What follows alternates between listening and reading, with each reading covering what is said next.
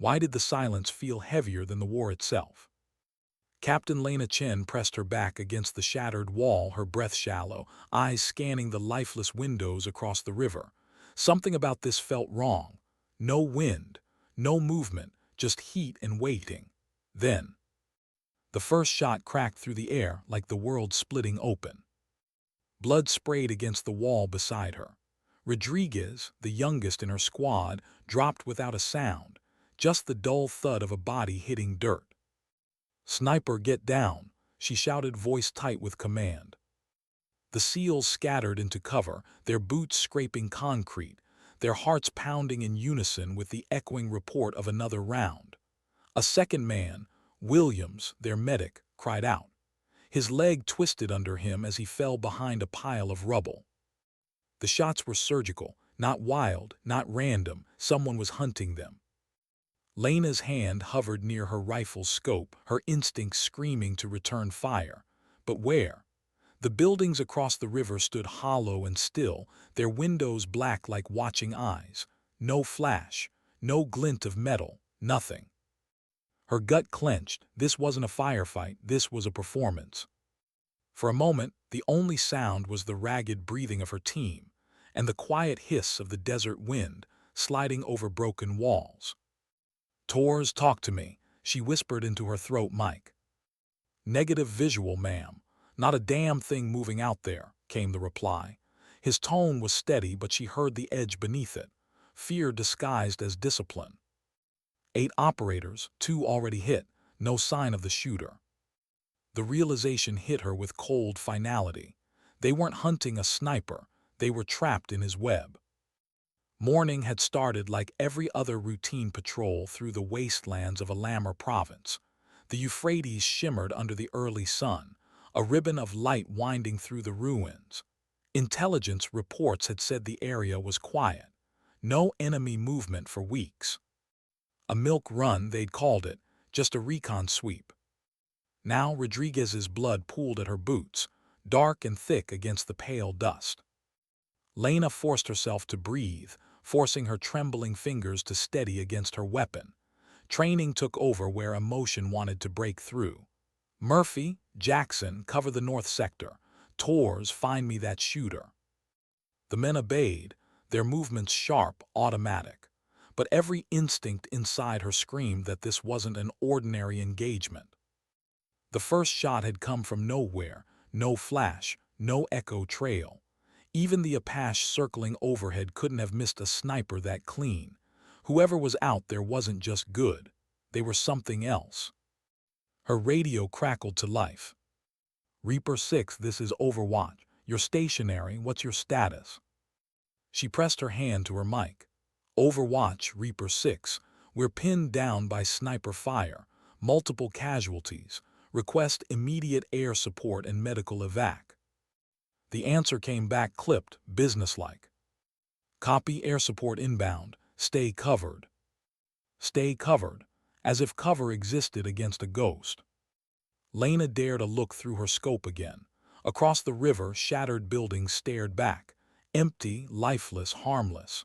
The sniper had to be there, but the angles didn't make sense. Another shot ripped through the silence. A clean punch of air past her face. Jackson cursed, clutching his shoulder, blood seeping through his uniform. 3 down now. Lena's jaw tightened. Whoever this was, they weren't killing, they were marking. Each hit was non-fatal but perfectly placed. Thigh, shoulder, neck, controlled, intentional. "Who the hell shoots to wound?" Murphy growled beside her, pressing his back against the wall. "Someone who wants us scared," Lena muttered. She peered through the scope again, tracking the river's surface. Nothing but rippling sunlight. But a nagging thought tugged at her. Every round had come seconds apart, from slightly different angles. The distances between them were too wide for a single shooter to move that fast. Unless... No, that didn't make sense. Remote rigs, multiple rifles. Theories swirled in her head, none of them feeling right. "Williams," she called softly, "status." The medic's voice came weak and strained. "Rodriguez is bad, ma'am. He's bleeding out. I need to move him or he's gone." Lena swallowed hard. Command was a cruel weight. Every order she gave could save or damn someone. Negative. Hold position until we locate the shooter. The words felt like lead. She could almost hear the resentment in the silence that followed. The sniper fired again. The sound was sharp, immediate, close. Dust exploded from the concrete inches from her face. Her cheek burned where fragments tore her skin. She hit the ground hard, heartbeat roaring in her ears. They were being played with. A voice came through her headset, Tours again. Second floor, northeast building. I think I've got movement. Lena shifted her rifle, lining up her scope where he indicated. Nothing. The next bullet came from the opposite direction entirely. Her mind froze, 2 angles, opposite sides. That was impossible. Tours, that shot came from the west, she barked. Confirmed. What the hell? The team was unraveling. Years of training couldn't fight an invisible enemy. Sweat ran down Lena's neck, stinging her eyes.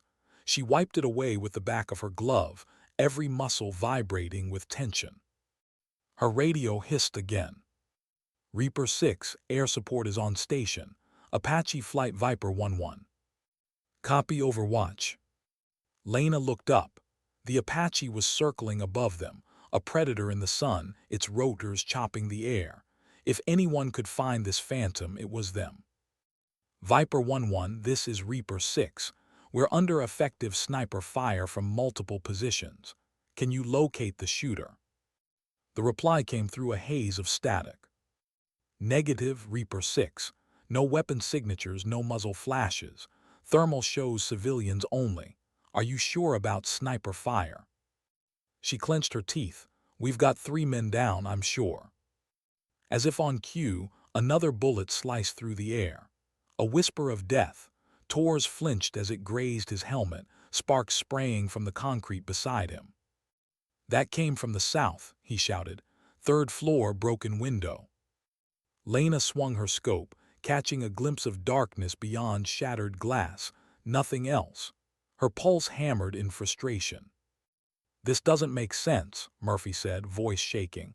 No one moves that fast between positions. This isn't human. The thought crawled under her skin. Multiple shooters, Jackson suggested weakly, his hand pressed to his wound. Maybe, she said, though even as the word left her mouth, she didn't believe it.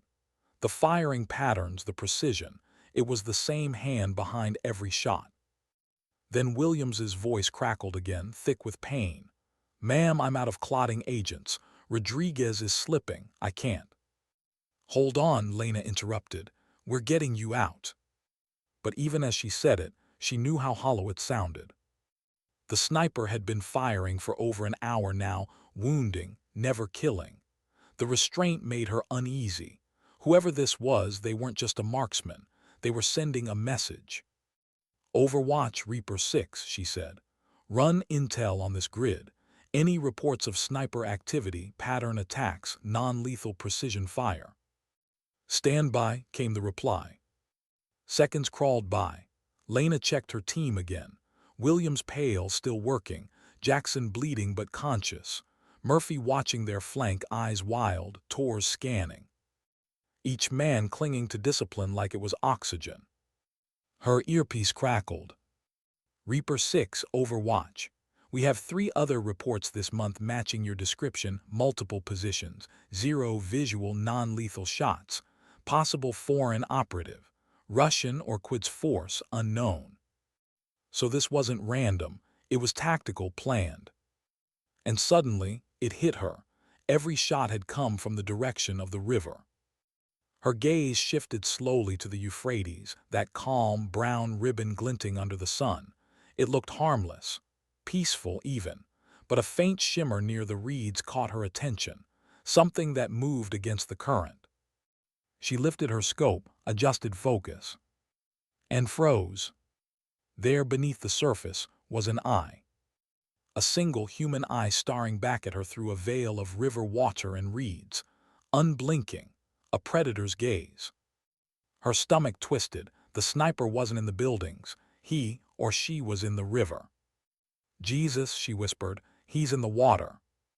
Tor's voice crackled through her mic. Say again. The sniper, he submerged. Using a rebreather, I see him. Silence then. That's impossible. But it was. She could see it now. Bits of camouflage blending with debris, a modified ghillie suit, breathing apparatus. A rifle barrel barely breaking the surface, motionless, patient. Her throat went dry. The realization rewired everything she knew about warfare. He'd been there the whole time, watching them, waiting for them to panic, firing from beneath the water like a phantom. Lena exhaled, her hands trembling. Tors Murphy, she whispered. Target located, 50 meters downstream. Do not engage until my mark. Through her scope, the sniper blinked once, slow, deliberate. A salute between hunters. Then the water rippled. Lena's heart pounded as she whispered, almost to herself, he knows I found him. The ghost in the river moved again, just a subtle shift of current. Then another shot. The round struck the wall inches above her head, spraying grit and concrete dust across her face. He was watching her through his own scope now. Her pulse thundered in her ears, fear mixing with awe. Whoever this was, they weren't just fighting, they were teaching her something, showing her that war wasn't fought on land or sky anymore. It was fought in imagination. And as her men bled around her, she understood. This wasn't about winning the fight. It was about rewriting the rules. She whispered into her mic, voice low, steady. Overwatch, Reaper 6. Target confirmed. Sniper submerged in the Euphrates. The response came after a beat of disbelief. Say again, Reaper 6. Target in the river, Lena repeated. He's been there the entire time. No one answered. The silence felt heavier than the first shot. And as Lena stared into that muddy water, watching the faint ripple fade, she knew something deep and unsettling. This wasn't the end of the battle. It was only the beginning. How do you kill something that breathes underwater? Lena's question wasn't metaphorical anymore.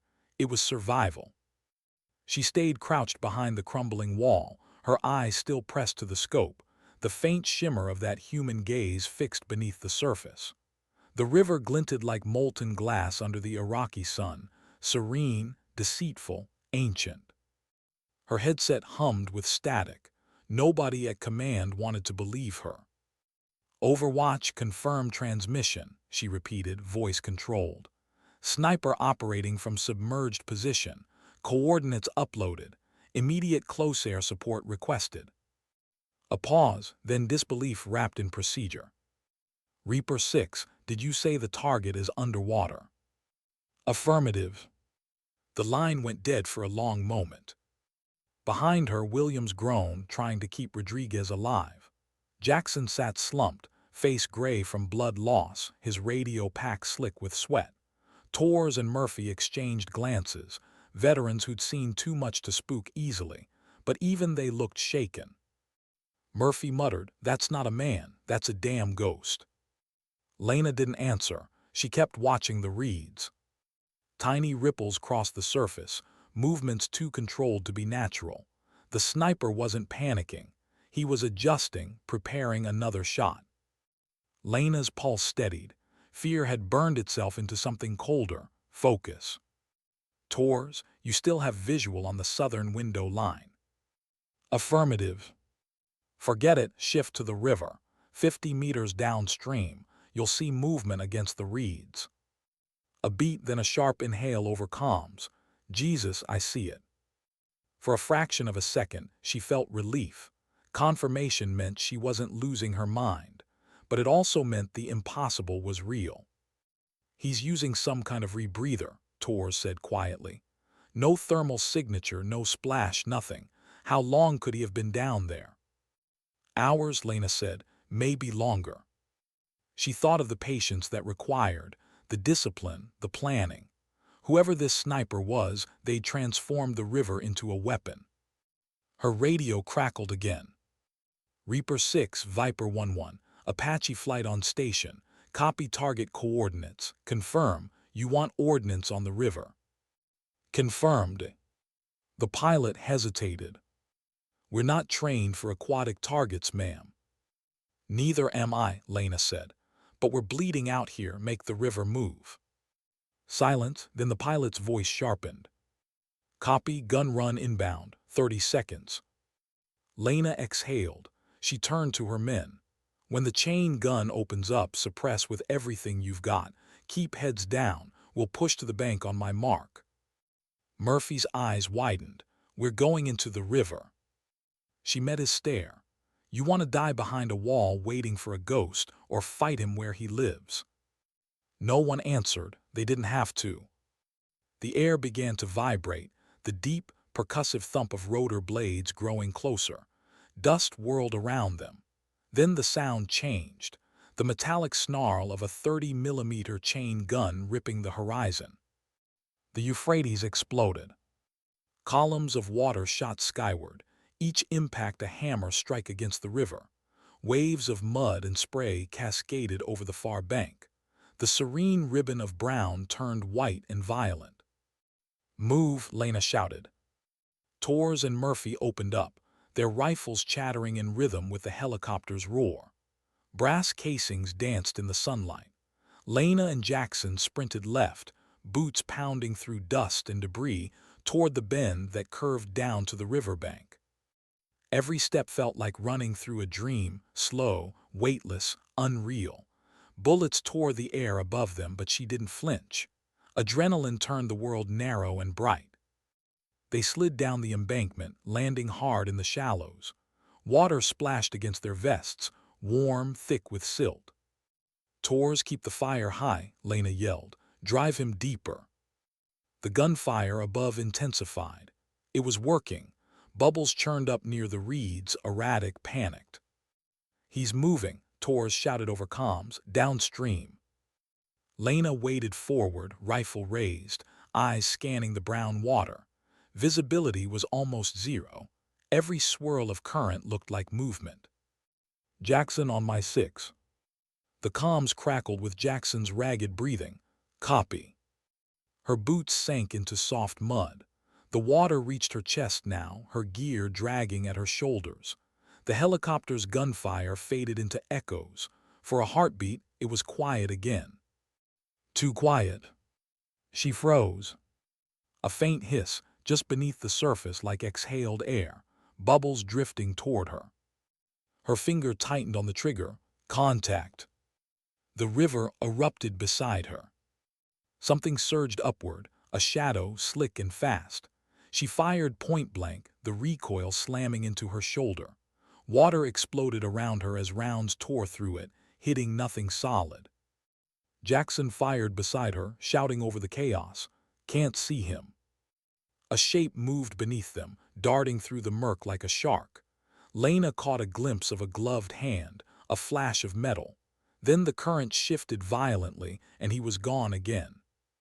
She felt her chest tighten. The river wasn't just hiding him, it was helping him. Every ripple, every eddy distorted sound and sight. He was everywhere and nowhere. Viper 1-1, she gasped into her mic. He's under us, south side, 50 meters. Copy Reaper 6, making another pass. The roar of the Apache grew again, then the ground shook as the river exploded for the second time. The concussion hit her chest like a punch. Spray blinded her. Cease fire, she shouted, spitting mud. We're in the water. The gunfire stopped. Now only the river spoke, a restless murmur sliding past them, carrying fragments of reeds and shattered debris. Jackson's breathing came harsh over comms. I don't see him. You think he's dead. Lena wanted to believe it, but her gut whispered no. She knelt, letting her hand dip into the water. Something brushed her glove, fabric, not driftwood. She grabbed it, pulling. A tangle of netting surfaced, pieces of camouflage, weighted with stones. Ingenious. The man had built a nest in the current itself. She turned it over in her hands, marveling despite herself. Waterproof fiber, reinforced seams, bits of artificial reed stitched by hand. Whoever this phantom was, he wasn't improvising. He was pioneering. Command, not going to believe this, Jackson muttered. They don't need to, Lena said quietly. They just need to know it works. A soft gurgle interrupted her. She spun, weapon raised. More bubbles, this time moving fast, downstream, fatting. He was escaping. Tors, Murphy, he's on the move. Follow the bubble line south. They scrambled along the bank, firing bursts into the water. Useless. The current swallowed everything. Then silence again. Only the whisper of the Euphrates. Lena's headset buzzed. Reaper 6 Overwatch, you're still under fire. She hesitated, eyes locked on the fatting trail. Negative, she lied. Threat neutralized. Her voice was steady, but her chest burned with doubt. Behind her, Williams called out, "Ma'am, Rodriguez is crashing. I can't stabilize him." Duty snapped her focus back. "Murphy, mark an LZ. Call in that medevac now." They moved fast, clearing debris, tossing colored smoke canisters. Purple clouds rose against the sun. The Black Hawk appeared minutes later, blades slicing the heat, Red Cross insignia glinting.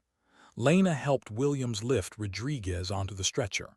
The kid's eyes fluttered open just long enough to whisper, "Did we get him?"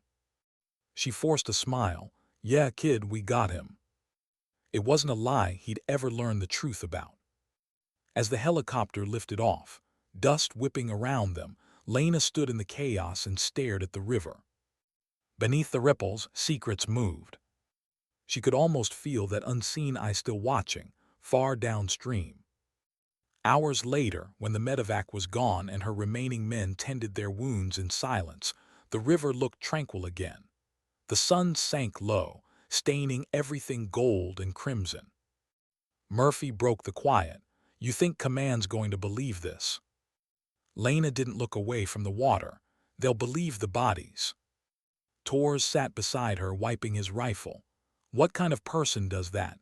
Builds a breathing system, fights underwater, shoots to wound. Lena finally turned to him. "Someone who wanted us to remember." He frowned. "Remember what?" "That even the ground beneath you can turn against you," she said softly. A single ripple broke the surface of the river, small but deliberate, as if the water itself was answering her. Later that night, under the pale wash of moonlight, Lena dictated her field report inside the ruined shell of a house. Her voice recorder blinked red. Operation Euphrates Recon After-Action Summary. Enemy sniper utilized advanced aquatic concealment techniques. Evidence of rebreather waterproof weaponry, possibly foreign tech. Engagement duration, 3 hours. Casualties, 3 wounded, 1 critical. Sniper escaped, presumed alive. She paused. The recorder kept blinking. After a long silence, she added quietly, "Recommend immediate study of subsurface sniper tactics. The battlefield isn't just land anymore." She stopped the recording and leaned back against the wall. Her reflection shimmered faintly in a puddle at her feet. For a heartbeat, it almost looked like someone else's eyes staring back. She rubbed her face, exhaustion creeping in. The adrenaline was gone, leaving only the weight of what she'd witnessed. The Euphrates whispered beyond the ruins, soft, endless mocking. Somewhere out there, the ghost was still moving. And deep down, she knew he, or maybe it, hadn't lost. It had taught her. That war wasn't about firepower or dominance. It was about imagination, about whoever could see the battlefield differently. The next time she met that ghost, if there was a next time, she wouldn't look for him on land or sky. She'd look where no one ever dared. Because sometimes the deadliest predators don't rise from the shadows. They rise from the river. Why did the river still sound like breathing? Days had passed since the ambush, but Captain Lena Chen still heard that sound every night, the quiet bubbling beneath the surface, the whisper of something alive just below reach. The Euphrates had gone silent when they left, but the silence hadn't followed her home. It had crawled into her mind. She sat alone in the debriefing room at Ballad Air Base, under fluorescent lights too white to feel real. A thin folder lay in front of her, after-action report, Operation Euphrates Recon. The ink on her signature was still wet, but her conscience was. Across the table, two men in pressed uniforms studied her like she was the crime scene. "Captain Chen," said the older of the two, Colonel Abrams, Intelligence Division. "Let's go over this again. You're saying the sniper was submerged in the river, entirely underwater, for hours." Lena's voice was steady. "Yes, sir, using a rebreather system, modified ghillie suit, waterproof rifle." The second man, a younger analyst with tired eyes, shifted uncomfortably. "Captain, we've reviewed your helmet cam. The footage shows sporadic muzzle impacts, no visible shooter. The heat sensors on your Apache didn't register a human target. Are you suggesting he somehow masked his thermal signature with water?" She looked at him, her tone sharp enough to cut through the hum of the room. "That's exactly what I'm suggesting." Abrams leaned forward. "You understand how this sounds, Captain, like a ghost story." "I know what I saw." The colonel exhaled, exchanging a glance with his aide. "Your report claims the sniper engaged your team for nearly 3 hours, wounded 3 men, and escaped using an underwater propulsion system." "Yes, sir." He tapped the file. "No such equipment exists in any known inventory. Not ours, not theirs. If what you're saying is true, this would represent a tactical advancement of," he hesitated, choosing the word carefully, "an unprecedented nature." Lena's jaw tightened. "You think I don't know that?" Silence filled the room. Somewhere outside, a C-17 roared down the runway, its engines vibrating through the floor. Abrams sat back, eyes narrowing. "Your men corroborate your version." "Everyone who's conscious." "Rodriguez." Her throat tightened. Still in critical condition, he might not speak again. Abrams nodded slowly. "Then this report goes straight to Joint Command.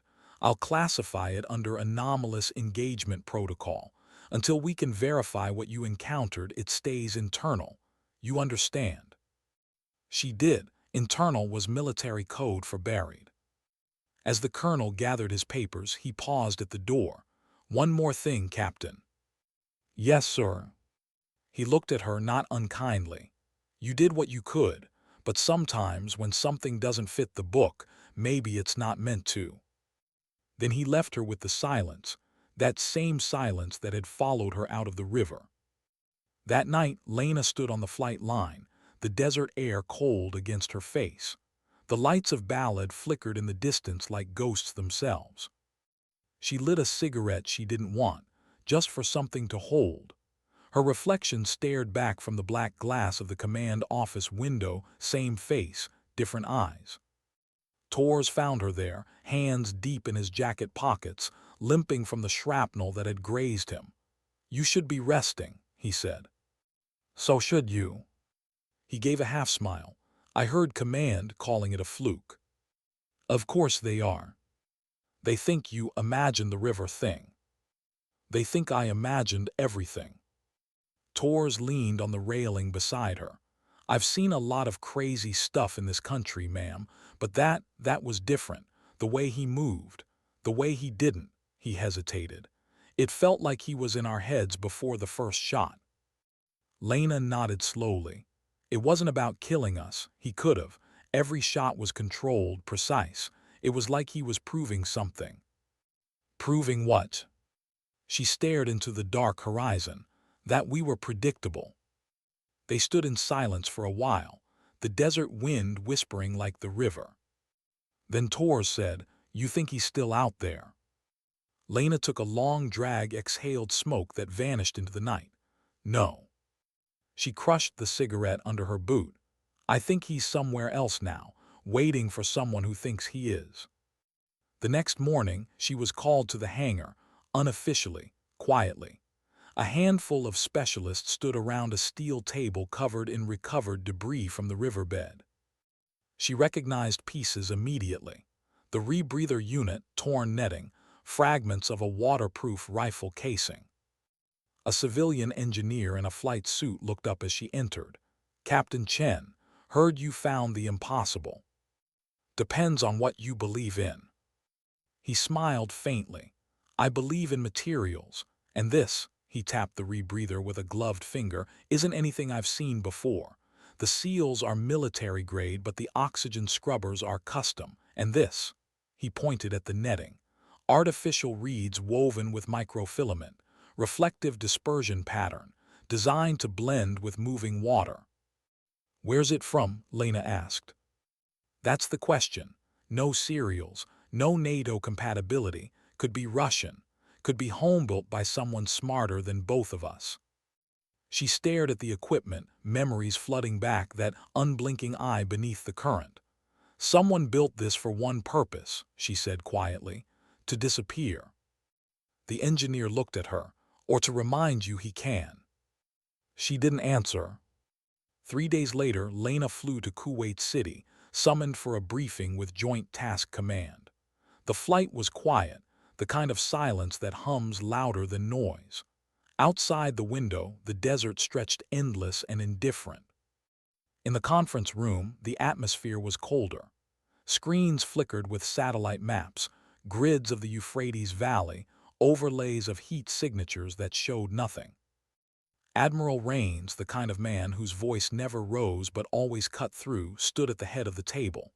"Captain Chen," he began, "your engagement report has been reviewed by Defense Intelligence, DARPA, and Naval Research. None can fully explain what you encountered. Some believe it's foreign tech. Others, operator error." "Operator error," Lena repeated, the words bitter. "You understand the implications of admitting a single sniper neutralized an entire SEAL unit undetected for 3 hours. It undermines every protocol we've trained on." "I'm aware, sir." He studied her. "Then let me ask plainly, do you believe this sniper is still operational?" She hesitated. "Yes." "You're certain?" "I felt him watching us even after he vanished." A few officers exchanged glances, skepticism wrapped in politeness. The admiral nodded slowly. "Very well. Your mission log will remain classified under Black Dagger Protocol. You and your surviving men are restricted from public comment. You'll be reassigned to stateside training until further notice." It felt like exile disguised as rest. "Yes, sir." As she turned to leave, the admiral said, "Captain." She stopped. He studied her a moment longer. "You ever wonder if maybe he was the enemy?" She blinked. "Sir." "Who shoots to wound in a war zone? Who reveals themselves just enough to be seen, then vanishes? Maybe he wasn't trying to kill you. Maybe he was showing you how close you already are to killing yourselves." Lena left without answering, but his words followed her out like an echo she couldn't shake. Weeks later, she sat in a small apartment in Virginia Beach, the ocean outside her window whispering its own kind of warning. She was on temporary leave, but her mind hadn't left the river. The nightmares were always the same. The reeds shifting. The eye blinking. The bubble trail drifting downstream like a signature she couldn't erase. She tried running, tried silence, tried pretending she'd imagined it, but the memory refused to fade. Then one night her phone buzzed, unknown number. She hesitated before answering. "Captain Chen," a male voice asked, smooth, deliberate. "This line's secure." "Who is this?" "I'm with a joint analysis unit. We've been reviewing your case." Her pulse quickened. "You're wasting your time." "Maybe, but you might want to see this." A file appeared in her inbox seconds later, encrypted, tagged Euphrates SURV-01. She opened it. Grainy drone footage filled her screen, the river viewed from above, hours after the engagement. In the lower corner, time-stamped, a faint disturbance rippled through the current. Then, for just a moment, a shape emerged. Not human exactly, too fluid, too precise. A figure gliding just beneath the surface, propelled by something mechanical, then gone. Her hands went cold. The voice returned through the phone. "You weren't seeing things, Captain, and he wasn't alone." Static filled the line, then silence. Lena sat frozen, staring at the paused frame, that faint silhouette, that impossible movement. Outside her window, the ocean stretched infinite and dark. The same sound, the same rhythm, the same whisper. The sea and the river were only different names for the same grave. She closed her eyes, hearing the voice of her own doubt murmur in the dark. If he could hide in the river, where else could he hide? She stood, staring at her reflection in the glass, the faint lights of the Atlantic flickering behind her. And for a heartbeat, just a heartbeat, she could have sworn the reflection blinked. Why do some ghosts come back only when you try to forget them? 2 months after the Euphrates incident, Captain Lena Chen was supposed to be healing. She spent her days running along the Virginia shoreline, her nights half awake, waiting for a sound that never came, the pop of a suppressed rifle, the breath of water. The doctors called it hypervigilance. She called it remembering. Then before dawn on a gray Monday, the memory knocked on her door. Literally. A man in civilian clothes, posture too rigid for an ordinary visitor, waited in the hallway. "Captain Chen, I'm Special Agent Raffi Cole, Defense Counterintel. You're requested at Langley. Now." She stared at him. "You people don't request, you summon." He didn't argue. The car ride to Langley was long, quiet, and heavy, with the kind of air that carried secrets. When they arrived, Cole led her through levels of glass and steel until the world narrowed into a secure sub-basement. Project Leviathan read the frosted door. Inside waited Admiral Rains, the same man who'd grounded her. He didn't look surprised to see her. "Captain Chen," he said evenly, "welcome back to the war you started. I thought I'd been removed from it." He gestured to the screen behind him. Satellite footage filled it: grainy rivers, coastlines, deltas, circles marked in red. 3 new incidents, he said. Same pattern: small units ambushed near waterways, no visible shooter, non-lethal precision wounds. Operators report being watched before contact. Then silence. Lena's pulse slowed. Locations: Pakistan, Sudan, Ukraine. Different continents, same signature. Cole spoke up. "We've recovered fragments similar to the gear from Euphrates, rebreathers, waterproof casings. Whoever they are, they're multiplying." Rains turned to her. "We believe the operator you encountered was a prototype, part of an experimental program. We need your help to find the source." "Why me?" she asked. "Because you looked him in the eye and lived." Lena said nothing. The screen flicked to a map of the Nile Delta. "Next likely site," Rains said. "Delta Sector 12. A joint recon unit vanished 48 hours ago. You'll go as technical advisor under civilian cover. Identify, observe, don't engage." She almost laughed. "Observe, that's what I did last time. Half my team bled for it." Rains didn't flinch. "That's why you'll have discretion to act if necessary." She signed the orders without another word. Cairo smelled of diesel and dust, alive with the pulse of a city pretending peace. From there, Lena traveled south with a small strike team, British SAS, a pair of Egyptian Special Forces officers, and 2 drone technicians. Their convoy cut through endless reeds and irrigation canals until the asphalt gave way to dirt, and the world dissolved into water and sky. They set camp along the delta edge, where the river widened into a maze of tributaries. At sunset, the world turned copper. Lena crouched near the water, running gloved fingers through the current. It was cooler than she expected, slower, harmless, just like the Euphrates had seemed.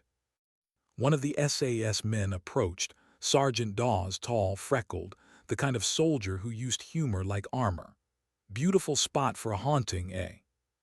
She half smiled. "Let's hope the ghosts keep to themselves." But the night said otherwise. At 200 hours, The first shot cracked through the reeds. "Sniper cover," Dawes shouted. Chaos erupted, splashes, shouts, mud flying. A drone operator screamed as a bullet punched through his forearm. Lena hit the ground, instincts flooding back like muscle memory. "Thermal up." "Negative heat signatures," came the panicked reply. "Of course not, the water again, always the water." "Delta 6 to command," she called through comms. "Contact, single shooter unseen, coordinates uploading." Static, the connection cut. Then the river answered with another shot. Lena rolled behind a collapsed embankment, scanning the shimmering surface through night vision. Ripples moved upstream, against the flow. She focused on them, heart hammering. Dawes suppressed the reeds, bearing 075. Tracer fire carved red lines across the night.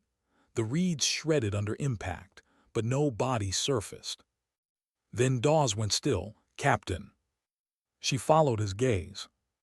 200 meters out, just beyond the reach of light, something broke the surface. A dark figure rising slow, deliberate, shoulders glistening with mud. Not male, she realized. The frame was smaller, movements fluid, almost graceful. Through her scope, she caught a reflection, eyes behind a mirrored mask. "Female." And before Lena could react, the figure raised a rifle and fired. The round whistled past, grazing Lena's ear. The world went quiet. Then the shape sank back beneath the water and vanished. At dawn, the team was shaken but alive. The wounded were stabilized. The river looked calm again, as if mocking them. Cole's voice came through satellite link. "Report." "Female shooter," Lena said. "Same gear, same tactics. She could be connected to Euphrates." Cole hesitated. "Captain, we recovered intercepted comms overnight. Voiceprint matches the original sniper from Iraq." Lena frowned. "How's that possible? The voice was male." "That's the thing. The pattern suggests a pair, a trainer and an apprentice. He disappears, she follows." Lena's stomach tightened. A ghost creates another ghost.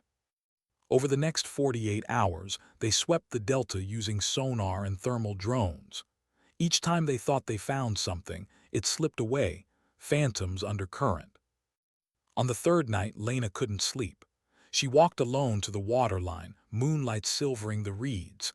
The air smelled like copper and memory. "You shouldn't be out here," a voice said behind her. "Dawes again." "I wasn't sleeping." "Neither was I, hard to, knowing the water's watching." She looked out at the river. "You ever think we're fighting ghosts we made ourselves?" He chuckled softly.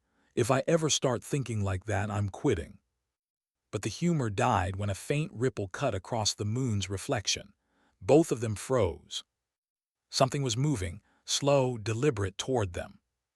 Lena raised her weapon, pulse steady. "Lights out," she whispered. They killed their lamps. The night swallowed them whole.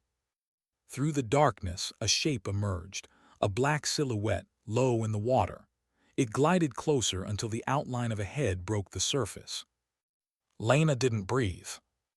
Then a voice drifted across the current, distorted but calm. "You shouldn't have come back." The accent was neutral, ghost-like, female. Dawes whispered, "Bloody hell." Lena called out softly, "Who are you?" Silence, then the figure tilted its head. "You already know." Lena's throat tightened. "You were at Euphrates." Another pause. "He taught me what you wouldn't understand." "Who?" "The one you call Ghost." And then, just as quietly, the shape sank beneath the surface again. The firefight that followed was pure chaos. Bubbles erupted near their feet, muzzle flashes hidden under water. Bullets hissed through the reeds, hitting mud inches from their boots. Lena and Dawes dove for cover, firing blind toward the disturbance. The rest of the team responded instantly, rifles lighting the night. But the shots seemed to come from everywhere, front, flank, behind. "Multiple shooters," someone yelled. "No," Lena shouted back. "It's one. She's moving through tunnels using the current." A grenade exploded midstream, sending a geyser of water skyward. The sound rolled across the delta like thunder. Then everything went still. The river smoked under moonlight, quiet again. "Status," Lena barked. "Dawes minor wound, 2 drones down, no visual on target." She scanned the water. For a heartbeat she saw nothing. Then there, a glint of glass, the faint shimmer of a mask retreating into deeper water. "Contact south," she yelled, sprinting down the bank. Her boots sank into muck, her lungs burned, but she didn't stop. She fired 3 controlled bursts into the ripples. The river answered with silence. Then faintly, she heard it again. The hiss of breath through water, that mechanical whisper that had haunted her dreams. But this time, it wasn't coming from ahead. It was behind her. She spun too late. A round tore through the strap of her vest, throwing her sideways into the mud. Her rifle slipped from her hands. By the time she looked up, the figure was standing knee-deep in water a few meters away. Mask gleaming, rifle leveled. The voice came soft, through the distortion of a rebreather. "He said you'd come. He said you'd need to see." Lena's heart hammered. "See what?" The woman tilted her head. "The truth." Then she fired, but not at Lena. The bullet hit something behind her, a claymore mine they hadn't even noticed, half buried in mud. The explosion lifted both of them off their feet. When Lena hit the ground, the world spun. Her ears rang, her hands numb.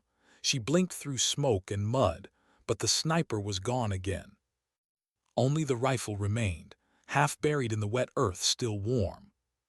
She crawled to it, picked it up and stared. It was identical to the one she'd seen at Euphrates. Same modifications, same impossible craftsmanship, but etched near the trigger guard, almost invisible, were 4 letters, CEN7. Her own initials. She felt the blood drain from her face. "Captain," Dawes shouted, running toward her. "You all right?" She turned the rifle toward him, the engraving glinting in the moonlight. "What the hell is that?" he asked. Lena swallowed hard. "A message." "From who?" She looked at the river, the current carrying debris downstream like secrets. "From the one who started this," she said. And as the dawn broke over the Nile, turning the water to gold, she realized what it meant. The ghost sniper hadn't chosen her as prey. He'd chosen her as proof. That night, as the team evacuated their wounded, Lena sat alone by the riverbank. She turned the rifle in her hands, tracing the letters again and again. CEN7. Was it coincidence? Or had someone forged it deliberately, made her part of the story long before she knew it existed? Behind her, Dawes approached quietly. "Command's pulling us out. They say we've done enough damage for 1 lifetime." She didn't look up. "Damage doesn't end when you leave the field." He hesitated. "You think she's still alive?" Lena smiled faintly. "She shot the mine to save us. That wasn't mercy. That was a warning." He frowned. "A warning for what?" She stared into the current, the moon's reflection rippling into fragments. "For what's coming next." Why did the river carve her name before she ever touched its water? Back at Langley, the rifle sat under quarantine light, sealed inside a plexiglass chamber like an artifact from a future war. Lena stood in the observation bay with Agent Cole, staring at the engraving on its lower receiver. CEN7. Cole adjusted his glasses, his tone clinical. "Our analysts think it's a manufacturing code, prototype batch from an unknown source." Lena shook her head. "No, it's not random, it's my initials, and 7, my SEAL team number." Cole's expression didn't change, but something flickered behind his eyes. "That's an interesting coincidence." She looked at him sharply. "You don't believe in coincidences, do you?" He didn't answer. In the silence, the hum of the sterilization lights filled the room. The rifle gleamed under it, beautiful in a terrible way, streamlined, alien, coated in dark polymer. Even without touching it, she could feel the weight of its design. Someone had built it for one person only. Sorry. Hours later, in a secure conference room, Admiral Raines laid a file on the table. Its cover read, Project CEN-7, Declassified Fragment. Lena opened it, her pulse slowing as she read the first line. Covert Enhanced Neurocombatant Program, Phase 7, Psychological Adaptation Initiative. Her voice dropped. This was ours. Raines nodded grimly. It was. 10 years ago, during the surge, we experimented with conditioning elite snipers through neural mapping and sensory deprivation, training them to suppress heartbeat, lower body temperature, merge with terrain. Operatives nicknamed it the Ghost Protocol. Lena's throat went dry. And Sen-7. You were a candidate, he said quietly. Phase 7 of the trials. Selected, cleared, but you withdrew before active testing began. She stared at him. I never volunteered for anything like that. You didn't have to. You were recommended by your after Bagram. He thought you had the right temperament, calm under fire, detached. The file was sealed when the program was terminated. Lena forced her voice steady. Why terminated? Ethics, side effects. Half the subjects broke down, the others disappeared. Disappeared. Vanished during training. 2 overseas, 1 during a river infiltration exercise near Mosul. She looked up slowly. The Euphrates. Raines didn't speak. The truth hit her like recoil. The sniper she'd fought, he wasn't an enemy. He was one of theirs. That night she didn't sleep. She sat in the safe house staring at the folder spread across the bed. The pages smelled of dust and bureaucracy. Words like autonomic regulation, environmental immersion, tactical neuroadaptation. Halfway through, she found a black and white photograph. Recruits in dive suits lined along a riverbank. The caption read CEN-7 Training Cohort, 2014.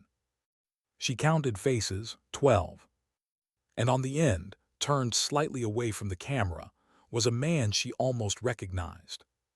Marcus Chun. Her old instructor. Her mentor. Her pulse thudded in her ears. Marcus Chun. The name still carved on her memory from Bagram, from the years before she'd made officer. He'd been brilliant, unflinching, the kind of soldier who believed perfection meant vanishing into the mission. He'd vanished all right, into the water. She whispered to the empty room, you were Sen-7, you became it. And then another realization slid through her chest like ice. If he was the ghost in the Euphrates, the woman in the Nile was his successor. Or his creation. At dawn she met Cole outside the hangar. He handed her coffee and something heavier, a data stick. What's this? Recovered telemetry from your rifle's onboard chip. Whoever built it hard-coded a beacon. It activated when you picked it up. She stared at him, so they knew I'd find it. Or they wanted you to. She slotted the stick into the briefing console. A map appeared, latitudes, timestamps, moving dots across oceans. Each marked Signal Echo, Sen-7. The trail led from Iraq to Sudan, then west, across the Atlantic, up the American coastline. The last ping pulsed red near Delaware Bay. Cole muttered, if this data's accurate, your ghost is back on home soil. Lena felt the old ache in her chest return. Then the river followed me home. They flew out that night. The insertion point was a marshland outside Dover, saltwater, reeds, the stench of rot. Fog rolled in thick enough to swallow light. It wasn't a war zone, but it felt like one. Lena moved through the knee-deep water beside a small strike team, Cole, Dawes, and a Navy diver unit. Their night vision lenses glowed faintly green. Every ripple of tide felt like movement. Thermal shows nothing, whispered Dawes. Same as before. Because he's beneath it, Lena said. They reached a rusted dock jutting into the fog. Lena crouched, scanning the dark. He's not attacking, she murmured. He's waiting. For what? Cole asked. For me. A faint noise drifted through the mist, a single metallic click, deliberate, close. Lena raised her weapon. Hold. Then a voice came from the fog, male, calm, unhurried.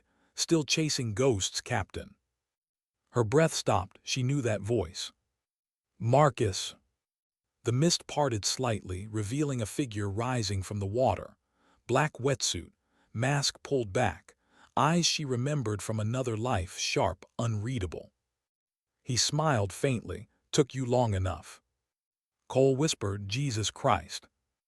Lena stepped forward, rifle lowered but hands trembling. You're supposed to be dead. Dead is a matter of paperwork. You killed my men. His expression softened, almost regretful.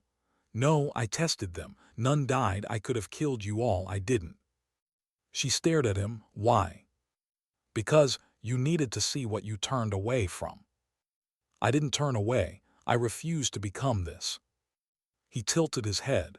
And yet here you are, standing in my water again. Her voice broke through the wind. What is this, Marcus? What did Sen 7 become? He stepped closer, droplets sliding off his face. Not a weapon, a warning. We were building soldiers who could disappear into any environment, adapt beyond fear. But we forgot the question that matters. What question? When do you stop being human? He looked past her toward the reeds where the tide shifted. They shut us down, buried the files, pretended we never existed, so I showed them what forgetting costs. You found me once, Lena.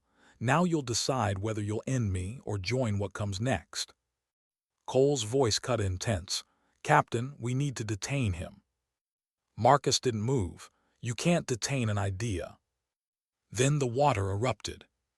Two shapes rose from the marsh behind him, divers in identical gear, rifles raised. Daws fired first, bullets stitching across the surface. One diver dropped, the other vanished. Contact left, Cole shouted. The fog turned into chaos, gunfire, shouts, splashes. Lena dove for cover, firing short bursts into the water. Through the smoke she saw Marcus retreating, slipping beneath the surface like a seal. Marcus, she yelled, don't do this. But he was already gone. Hours later at dawn, the marsh was still. They'd recovered one body, female, unidentified, face unrecognizable from shrapnel. The second diver had escaped with Marcus. Cole stood beside her as Navy recovery drones combed the water. He planned this, he said. The beacon, the rifle, it was a lure. Lena stared into the tide. He wanted me to follow. Why? She watched the waves fold over themselves, the color of old iron. Because he's not finished teaching. Back in D.C., the reports hit classified channels faster than she could breathe. Command labeled it a rogue training remnant. They ordered containment, silence, dismissal. But Lena couldn't shake the image of Marcus's eyes above the waterline. Alive, certain, pitying. A week later, a small envelope arrived at her apartment. No return address. Inside was a photo. Her standing in the river that day at Euphrates, taken from the opposite bank. Scrawled across the bottom in precise block letters. Sen 7 never ended, your proof. That night she drove to the shoreline.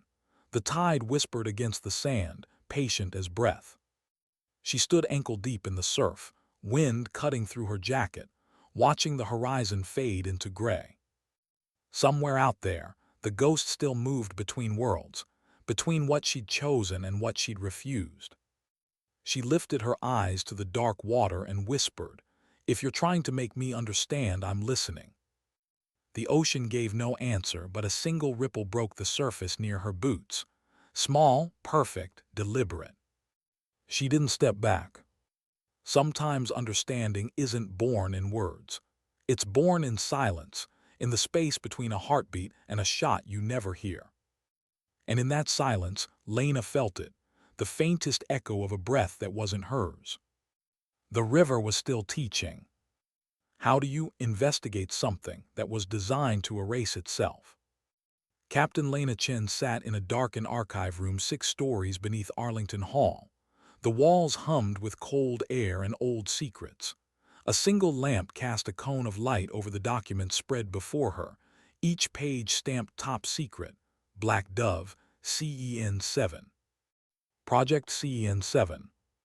The words had followed her like a shadow since the day she pulled that rifle from the mud. Every clue led to a locked door, every file to a redacted wall. But tonight, someone had left one door open. She slid another classified binder toward her, the pages brittle from neglect. Phase 1, neural dampening through environmental submersion. Phase 2, cognitive dissociation and target integration. Phase 7 was missing. Always 7. She turned the page and found a note handwritten in the margin. They told us to build a soldier without fear. We forgot to ask what comes after. Lena leaned back, her eyes burning. The handwriting was familiar, sharp, precise. Marcus. She whispered his name into the dark. What did you do? The next morning, Agent Cole met her in the corridor outside the archive. His expression was tight. You were in restricted storage. I was reading the truth.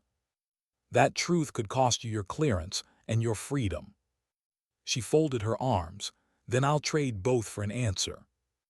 Cole studied her, something human flickering behind his professional mask. You don't understand what you're chasing. The men who built Sen 7 aren't just gone, they were erased.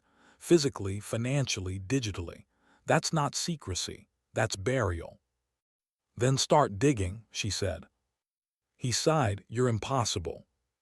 I learned from the best. 2 days later, a name surfaced. Dr. Emil Koren, the last surviving engineer from the CEN7 development team. His location, Svalbard Research Annex, a decommissioned facility near the Arctic Circle. Within 24 hours, Lena was on a transport flight north. No orders, no permission, only a burning need. The facility looked abandoned from the outside, concrete swallowed by snowdrifts, antennas broken and rusting in the polar wind. Inside, it was silent but not dead. The hum of emergency generators echoed down the corridors. She found him in what used to be the medical wing. Thin, gray-bearded, wearing a thermal parka 2 sizes too large. When she spoke his name, he didn't look surprised. I was wondering how long it would take for one of you to find me, he said. Lena lowered her hood. I'm not here to arrest you, doctor. I just want to know what you built. He smiled faintly, eyes hollow. We didn't build anything. We uncovered what was already there. She frowned, meaning. Human adaptability. We learned that fear and survival use the same neural pathways.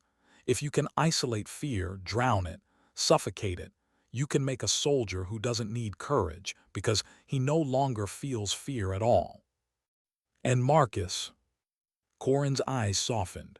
Ah, Marcus Chun, the perfect subject, perfect until he was. What happened to him? The old man exhaled, breath turning to frost. He passed every trial. We put him through deprivation, hypoxia, immersion. He learned to slow his pulse to 8 beats a minute, hold his breath for 11. When we submerged him for the final test, the sensors spiked. Not from panic, from focus. He was still, too still. When we pulled him up, he smiled and said something I'll never forget. Lena leaned forward. What did he say? He said, I stopped needing air the moment I stopped needing fear. She felt a chill crawl down her spine. And then. He vanished that night. The program was terminated. Command said it was a failure, but Marcus wasn't a failure. He was proof. Proof of what? Corin looked past her, into the flickering lights above. That humanity is the last thing holding soldiers back. He believed he could free us from it. Lena's voice cracked. He's killing people, doctor. Corin shook his head slowly. No, Captain. He's showing you that you've already built what you fear most. She stepped closer. Where is he? The old man smiled sadly. You already know. That night, as she camped near the frozen shoreline, Lena opened her tablet and replayed the recording she'd made of their conversation. The phrase echoed in her ears. You already know. And she did. Marcus wasn't running. He was guiding her. Every ambush, every mark, every survivor, all leading her deeper into the same question. When does protection become obsession?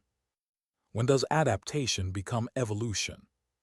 The wind howled through the valley like a whisper from water she couldn't see. Her comms unit crackled. Cole's voice came through, distorted by distance. Chen, we picked up encrypted transmissions near your coordinates, triangulating now. From who? Unknown, but it's using a CEN7 frequency. He's there. The snowstorm hit without warning, a wall of white swallowing the world. Visibility dropped to nothing. Lena moved carefully along the ice ridge, rifle ready, eyes scanning through the storm goggles. Her breath froze on her lips. Then she saw it, a faint light flickering ahead, reflected on the ice. She moved closer, each step crunching underfoot. The light came from a transmitter half buried in snow, blinking rhythmically. She crouched and wiped it clean. A single word appeared on the screen. Welcome home. Her pulse spiked. The voice came from behind her, deep and calm. I told you the water never ends, Lena. It just changes form. She turned slowly. Marcus stood 20 feet away, snow clinging to his suit, his breath steady in the freezing air. He looked unchanged. The same composure, the same unhurried stillness. But his eyes no longer belonged to the living. Why here? She asked. Because it's quiet, he said. No orders, no noise, just truth. She leveled her rifle. Truth doesn't come from ghosts. He smiled faintly. No, but ghosts remember what humans forget. Her finger trembled on the trigger. You murdered operatives. You made the river your graveyard. They're alive. Don't lie to me. I never kill without purpose. I want to teach. Pain is memory. Survival is the lesson. Her voice cracked with fury. You turned war into philosophy. He stepped closer, and you turned philosophy into denial. The wind howled between them, carrying snow like ash. You don't see it, do you? Marcus said softly. They're not sending you to end me, Lena. They're sending you to become me. She shook her head. I'd rather drown. He smiled, almost tender. Then you understand, that's how it begins. He reached into his pack and threw something at her feet, a data chip encased in ice. Take it, he said, proof of what they built after me. Before she could speak, he stepped backward toward the edge of the ice shelf. Marcus. He looked at her, a calm sadness in his eyes. They wanted ghosts, now they have them. And with that, he fell backward into the frozen sea. Lena ran to the edge. The water roared below, black, endless, swallowing him whole. She waited for bubbles, for movement, for anything. There was nothing. Back in D.C., the chip was decrypted under heavy guard. What it contained froze the room into silence.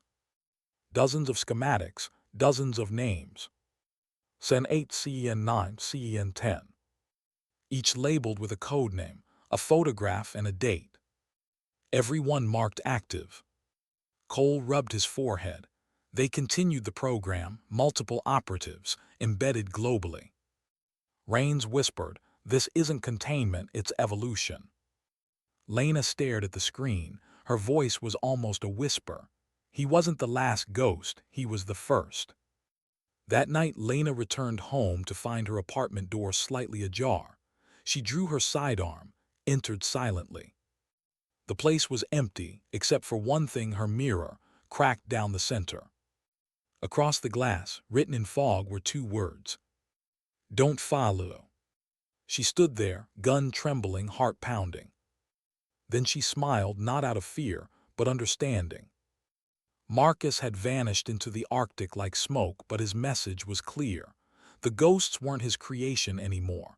They were the government, and now they were everywhere. She looked at her reflection, half clear, half broken, and whispered, too late.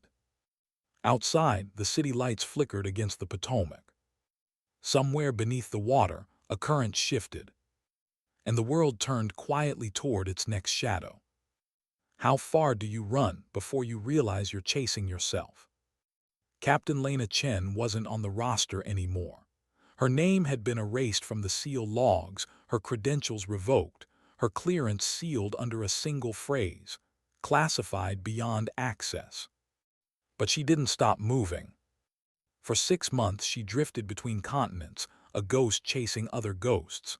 Istanbul, Warsaw, Caracas, places where the edges of law blurred with water and shadow.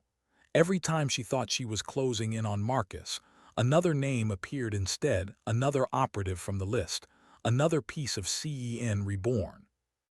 They didn't wear uniforms, they wore cities. They lived as soldiers who didn't exist.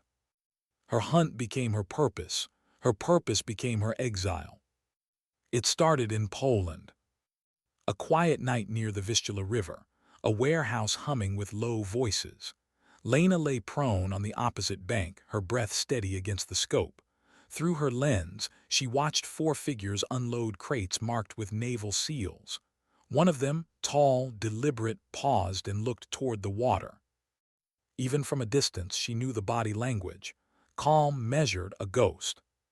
She whispered into her comm, "Target confirmed." No one answered. She was alone now. The figure turned, revealing a face half-lit by the river glow. Female, early 30s, a long scar traced down her cheek like a river delta. Lena steadied her breathing, finger brushing the trigger. Then the woman spoke softly into an unseen mic and smiled. "Captain Chen, you shouldn't be here." Lena froze. The voice carried through the comm's frequency, her own frequency. She whispered, "Who are you?" "You can call me 9. Lena's heart pounded, CEN 9. "That's not what we call ourselves anymore." "What do you call it?" "Freedom." Lena lowered her rifle. Freedom from what? The woman smiled faintly. From the fear of being used, from orders written by ghosts in suits. Before Lena could respond, the woman nodded toward the river. "You can pull the trigger, Captain, but you'll just create another one of us." And with that, she stepped backward into the current, the water closing over her like a curtain. The next day, Lena crossed the border into Germany under an assumed identity. She sold her sidearm for passage and silence. Every step felt heavier. Every reflection in every window looked less like her. Cole's voice haunted her memory. "You're chasing something built to vanish." But she couldn't stop, not after what she'd seen. Because each CEN operative she encountered carried something human, regret, loyalty, memory. They weren't assassins. They were echoes of a mission that had never ended. And somewhere behind it all was Marcus. Weeks later, she reached Lisbon. Rain painted the streets silver, and the sea beyond the docks looked endless. Her contact, an old journalist named Alvarez, met her in a faded cafe. He was the kind of man who knew where governments buried their sins. "You've stirred something big," he said, sliding a thumb drive across the table. "Encrypted intercepts, all labeled Echo Protocol. They mention your name." Lena frowned. "Mine." He nodded. "Someone's using it as a command code. Chen 7, that's how they activate sleeper agents." She gripped the table. "You're saying they turned me into a trigger." "Or a myth," Alvarez said. "Sometimes it's the same thing." She plugged the drive into her device. The screen came alive with lines of encrypted chatter. Buried among them was a phrase she couldn't look away from. CEN 7 reinitialized. Directive inbound, Philadelphia, water terminal. Her breath caught. Philadelphia, the same coast near where Marcus had last surfaced. He was calling her home. Back in the States, the city felt different, quieter, heavier, like it was waiting for something. She tracked the signal to the docks near the Delaware River. The air smelled of rust and rain. Cargo cranes loomed like frozen giants. It was midnight when she found the source, an old maintenance vessel, lights off, drifting against the current. She boarded silently, gun raised. Inside, the corridor lights flickered weakly. Water dripped from overhead pipes. At the end of the hall, a door stood open, and from within came a voice she hadn't heard in months. "I knew you'd come. Marcus." He sat at a table in the ship's control room, unarmed, calm. Around him, the walls were lined with monitors showing rivers, coastlines, and biometric feeds. "Still chasing me?" he asked. "No," she said softly, "following you." He smiled. "Semantics. Tell me what this is, Marcus." He gestured at the screens. "This is evolution. The world learned from our mistakes. They realized you can't kill what adapts faster than conscience. The ghosts you're hunting aren't my soldiers. They're the world's insurance policy." Lena's eyes narrowed. "You think you're saving humanity?" "I'm saving it from itself. War will never end, Lena, but maybe we can teach it to feel less." She stepped closer, anger trembling beneath her words. "You don't save humanity by erasing it." Marcus looked at her then, truly looked. "You still believe emotion wins wars?" "No," she whispered, "but it's what keeps us from becoming you." For the first time he seemed uncertain. "Maybe you're right," he said quietly, "or maybe you're the final test." "What test?" "To see if CAN7 can choose." He reached toward a console. Lena raised her gun instantly. "Don't," she warned. He smiled faintly. "You always were faster." Then he pressed the switch. The ship's lights flared red. Alarms echoed down the hall. "Marcus." He didn't move.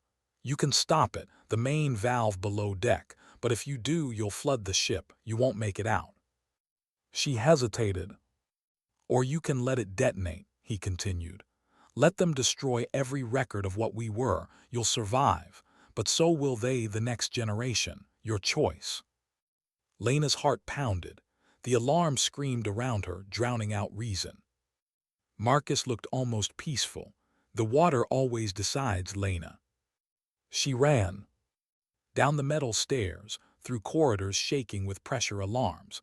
The main valve room glowed with red warning lights. Steam hissed from ruptured pipes. She reached the console, timers counting down from 60 seconds. "Damn it." Her fingers flew across the controls, rerouting systems, sealing bulkheads. She could hear the river outside, roaring, waiting. 40 seconds. She hesitated, the choice pulsing in front of her like a heartbeat. Flood it, end it, die for truth. Or walk away, live, and let ghosts inherit the earth. 30 seconds. Through the static in her earpiece came a faint voice. "Marcus." "Lena, you were always the only one who listened." She swallowed hard. "And you were the only one who forgot what we were listening to." 20 seconds. She gripped the lever, closed her eyes, and pulled. The ship groaned. Water burst through the hull, swallowing the floor, rising fast. She climbed for the ladder, the current pulling at her boots, her breath ragged. 10 seconds. The pressure built like thunder. The world went white. When she woke, she was on the shore. Rain fell softly.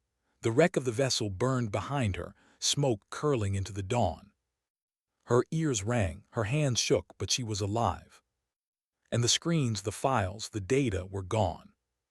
Marcus was gone. She sat there for what felt like hours, watching the river carry debris downstream. Each fragment floated past like a ghost of what had been. Cole arrived just after sunrise, escorted by silent agents. He crouched beside her.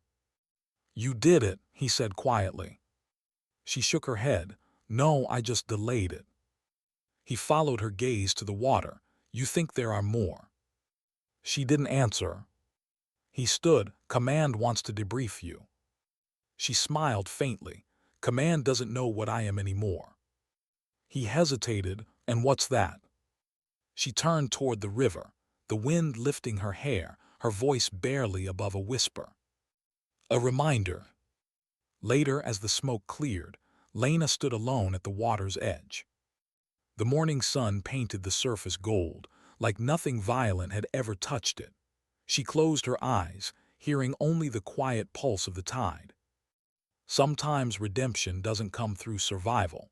It comes through surrender, through the acceptance that not every war ends with victory. The world would rebuild, the ghosts would hide again, and she would keep walking the line between them, half soldier, half shadow. Because someone had to remember what the water tried to erase. And as the current swept past her boots, she whispered to the horizon, "If you're still out there, Marcus, I understand now." The wind carried her words away. Sometimes dignity doesn't speak, it simply acts.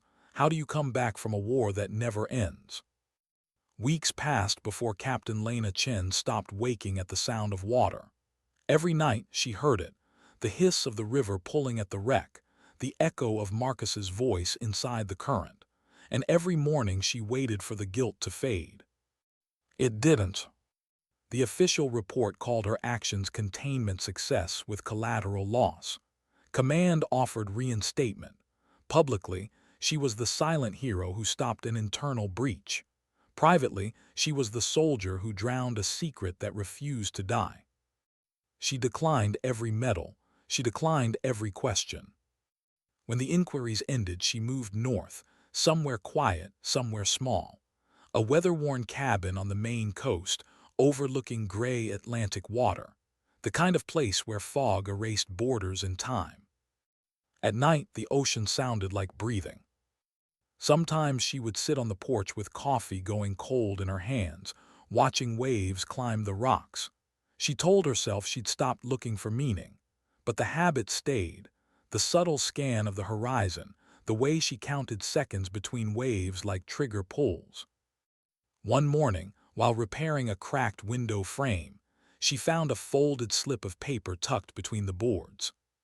4 words, block letters, unmistakable handwriting. "Still listening, Captain." No signature, no footprint, just the ocean beyond the glass, calm and endless. She stared at the words until they blurred. Maybe Marcus had survived. Maybe another ghost was carrying his message. Or maybe it was the universe reminding her that truth never really sinks. A month later, Cole found her. He arrived without uniform or escort, wearing civilian clothes that didn't fit the man she remembered. He looked tired, older. "You're hard to find," he said. "I wasn't hiding," she replied. He smiled faintly. "That's exactly what hiding sounds like." They sat outside, the sea muttering below. For a while neither spoke. Finally he said, "The program been buried again. Files destroyed, names erased." She nodded, "Until the next time someone digs them up." "There won't be a next time," he said quietly. "They made sure of that." She turned to him. "You mean you made sure?" He met her eyes unflinching. "Someone had to." The wind shifted, cold against their faces. "Why are you here, Cole?" she asked. He reached into his coat and placed a small drive on the table between them. "Because someone has to remember. I thought it should be you." She looked at it but didn't touch it. "You realize keeping this makes me complicit." He shrugged. "Maybe, or maybe it just makes you human." That night, long after Cole left, she sat by the fire with the drive in her hand. Her reflection flickered in the dark screen of her laptop, one key away from reopening everything she'd buried. Her fingers hovered over the keyboard. Then she laughed softly, the kind of laugh that sounded like surrender. She unplugged the drive and set it on the table. "Not tonight," she whispered. Because she finally understood what Marcus had tried to teach her, twisted as it was. Knowledge without empathy becomes machinery, and machinery never grieves. Days blended into each other, slow, clean, almost peaceful. She fixed her roof, learned the names of the fishermen at the docks, spent afternoons teaching a neighbor's son how to steady his aim with patience instead of anger. When he asked where she learned it, she simply said, "From the water." Some nights she dreamed of Marcus, not as the ghost she fought, but as the instructor who once told her, "The hardest shot is the one you don't take." She would wake before dawn, whisper his name into the tide, and feel the ocean answer with silence. Winter came early. The coastline froze into mirrors of ice. One evening she walked down to the shore as snow began to fall, each flake dissolving on contact with the sea. In the distance, faint lights shimmered, a fishing trawler maybe or something else. She closed her eyes and listened. No engines, no voices, just the pulse of the tide. And then faintly, through the wind, came the sound she hadn't heard since the delta, one breath, mechanical, steady, as if drawn through a rebreather.